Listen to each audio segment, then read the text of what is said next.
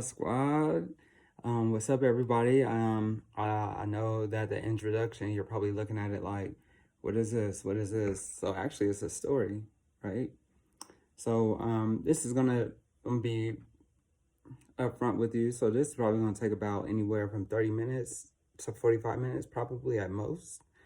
So first of all, I want to start by saying that this is Squad because you're here, and I recognize that you are possibly a person that doesn't necessarily go with the flow of things. You like to do things that make you feel comfortable. You like to do things that make you feel successful in life. You like to do things that make you, stand out from others. You don't like, following the crowd and things like that. And I get that. And so, and this is for anybody, and it's not just that. It's if you do something different and people look at you weird. You know what I'm saying? So I have a place in my heart for y'all because I'll never go with the flow. But yeah, so going back to the introduction. So yeah, I'm gonna start off with the first thing you've seen, right? That was me graduating high school. You know what I'm saying? High school, first one out of all. I'm the oldest of nine. First one out of all my siblings to graduate out of high school.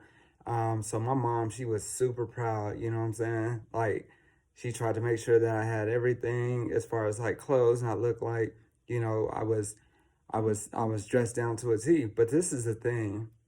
My mom did a really good job. I'm not gonna lie. Like, I don't know any mom that will go through what my mom went through and what I put her through.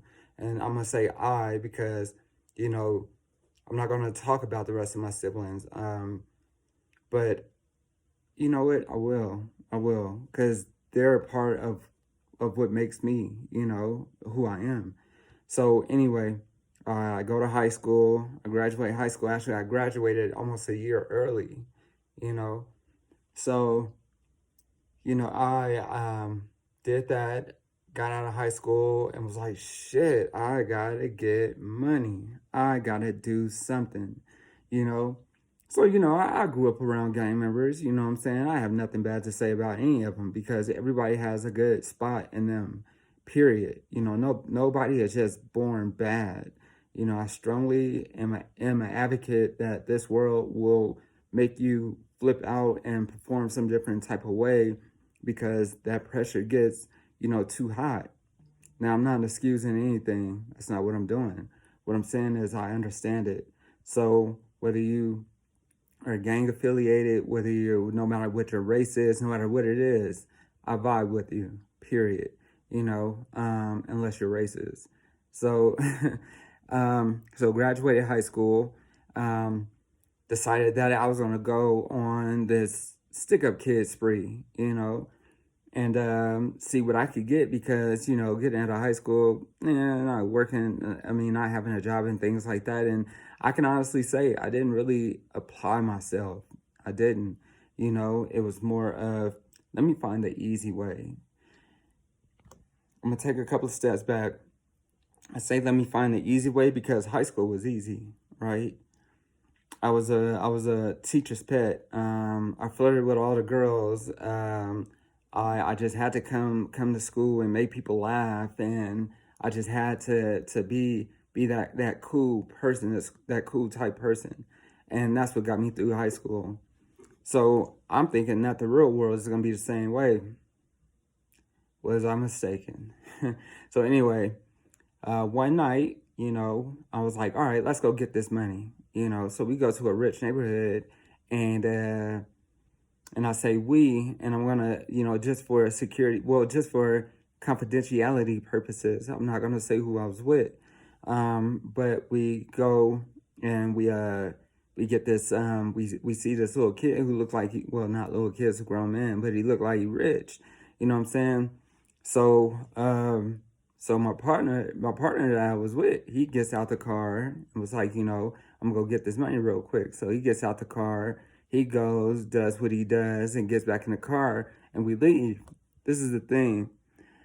We judge the book by its cover. So what I mean by that, as soon as he got in the car, I was like, did you get anything? He was like, he didn't have nothing, right? So the whole entire time that this is going on, the guy's sister is looking out the window and she calls the police. I'm thinking we got away scot free. I'm like, cool. So I'm smashing. Next thing you know, I see all these police cars. Now, remind you, we're in a rich white neighborhood, you know, um, with the assumption that everybody has money. So we are looking at all these police cars. So something tells me to pull over. So I pull over in a parking lot, and I just see more police, more police, more police, and I'm like, shoot. Well, I think the best way for us to go ahead and get out of this is to take back road. So we get in a car. We take the back road, and we're gone. You know, next thing you know, I see the police pull up on us, and I'm like, oh, snaps. We about to go to jail. So at this time, remind you, I just got out of high school, so I'm legal. They gonna hit me with the book. Well, the person I'm with, he's still a minority, Yeah, they pull us over, book us, take us to jail. So I'm like, shoot. So at this point, I'm not really flipping out. I'm not freaking out or anything like that. I'm just like, dang, I can't believe I just got in trouble like this. And my thing is, me, I'm a reactive type person. I am a spontaneous type person. I'm the type of person that wants life to bend to my liking and things like that.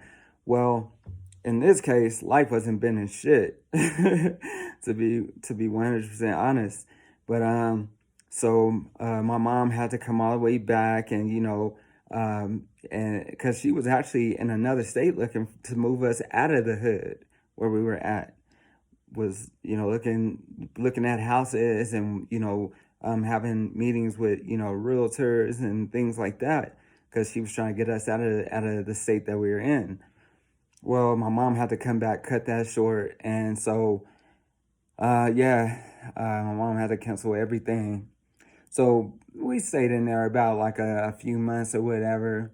And remind you, I'm still young-minded. My frontal cortex has not really developed, you know. So my mom gets us out. Now, we're not rich.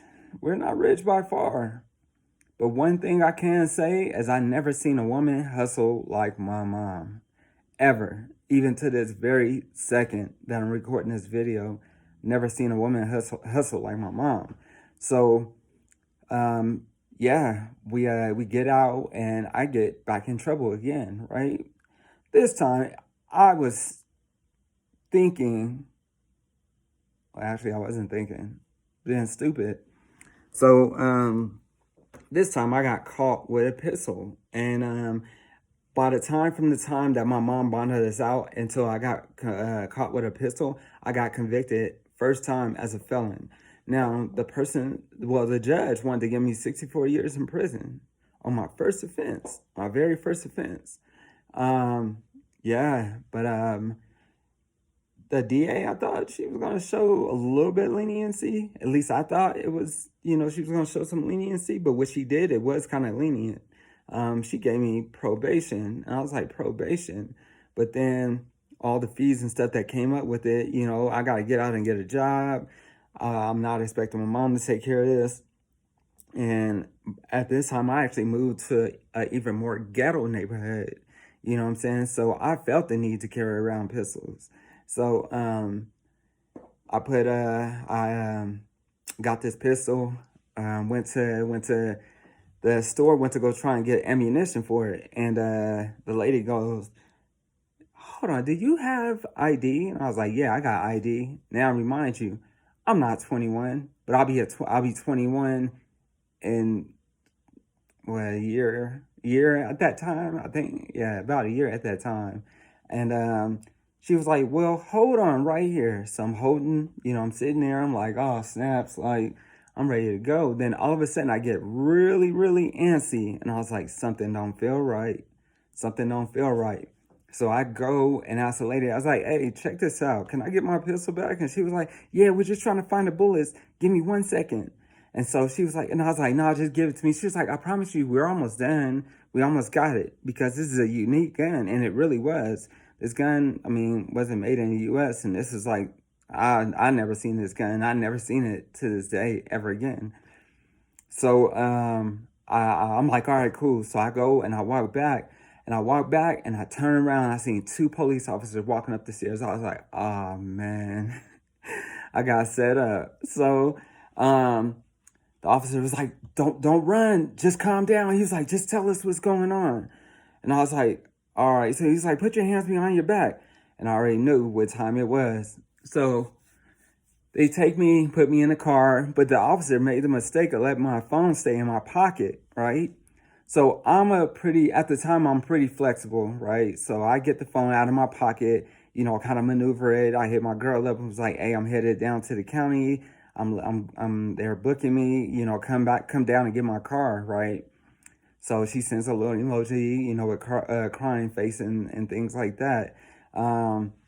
So they take me down, and when I got there, as soon as I got there, the federal agents was already there before I even got there. They were already waiting on me. So I'm like, oh shit, what I got into? Something in this pistol got a body on it or something at this point. So I'm like, damn, it's about to go down. Like, I'm really in some serious trouble. Now, I'm going to come back with this story, and this is where I'm leaving off, but yeah, federal agents came, was like, they asked me a couple of questions, and I was like, I found the gun behind the trash can at a schoolyard. I guess that was a good story in my mind at the time. At the time, even though I was book smart, I was hella dumb street smart. I mean, I don't get me, I wasn't dumb street smart, but I wasn't quick to think on my toes like that. But anyway, either way it goes, I was still captured. They was taking my young ass to jail. But yeah, I'll be back. I appreciate y'all. So this is just something for me to show you where I've come from and where I'm headed. Where I come from and where I headed. Where I'm headed. So the next picture you seen in the beginning was me in a prison suit. That's where we're headed to next. So stay tuned. I'll be back at it. I'll go ahead and get some stuff taken care of. But until then, I'll see y'all later. Peace.